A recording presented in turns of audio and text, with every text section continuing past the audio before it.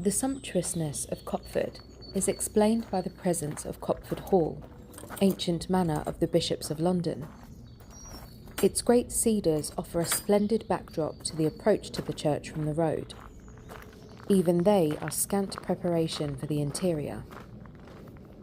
Copford's Norman wall paintings are among the best in England, ranking with those of Ickleton in Cambridgeshire and Kempley in Gloucestershire.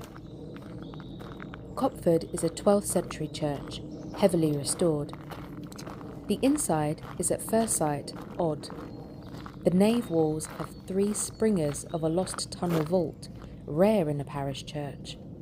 The removal of the vault was probably to avert a collapse, since the roof is clearly 15th century. The south arcade appears to be mainly late 13th century, but its arches are so varied that it is hard to believe that they are of the same date. The eastern one appears transitional Norman. The middle one looks late 13th century and is partly of brick. If so, this is among the earliest medieval brick in England, some of it possibly reused Roman brick.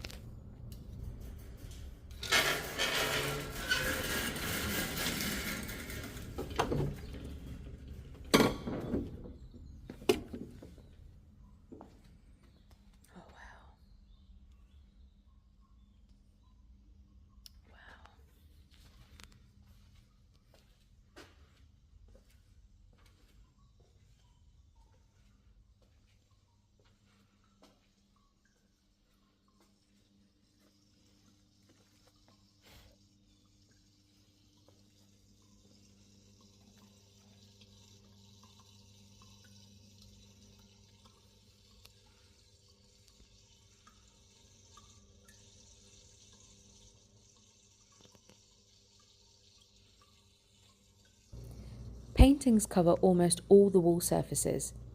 As at Kempley, they were applied to wet plaster and were thus more robust than later medieval works.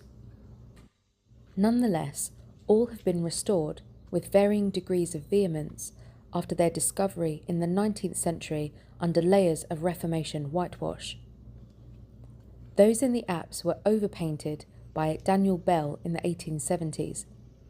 It is known that he added a number of details of his own, including a crown on Christ's head. The Annunciation above the chancel arch is a completely Victorian work. All have recently been restored as found, with overpainting left in place. The details of the paintings are covered in the guide. Those in the chancel are the familiar Byzantine Romanesque characters of the saints and apostles surrounding Christ in majesty. Here, Bell's decorative flourishes can seem intrusive, especially round the windows, which are filled with fierce Victorian glass. The underside of the chancel arch carries the signs of the zodiac as a link between the earthly and heavenly realms. The Copford masterpiece is in the nave above the pulpit, a rare example of the raising of Jairus' daughter, clearly still in its 12th century form. This story was often taken as a metaphor of the resurrection, with the Father pleading with Christ, who gazes into the distance. Much of the nave painting is abstract, almost Art Deco.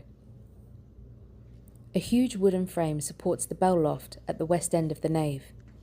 The original perpendicular screen survives, and the Victorian pulpit includes a charming St. Michael on its newel post.